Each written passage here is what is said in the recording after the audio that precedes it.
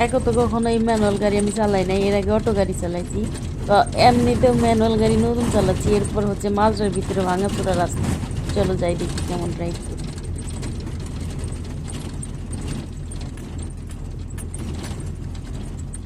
Steering দেখায় না, খালি দেখায় স্টিয়ারিং এর যে অবস্থা,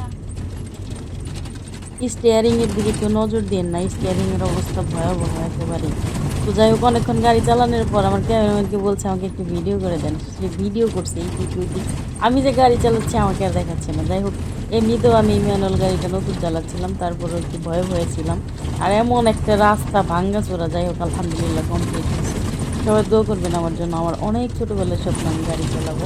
তো অটো গাড়ি চালানো আমি অনেক আগে শিখেছি, আজকে ম্যানুয়ালটা শিখেছি ফাইনালি। আমি অনেক খুশি, অনেক খুশি। আপনাদের কাছে কেমন লাগছে অবশ্যই কমেন্ট বক্সে বলে যাবেন। আর ফাইনালি কিন্তু আমার এই গাড়ি চালানো শেখা হয়ে গেছে আলহামদুলিল্লাহ। ভালো থাকেন সবাই, দেখা হবে নেক্সট ভিডিওতে। আল্লাহ হাফেজ।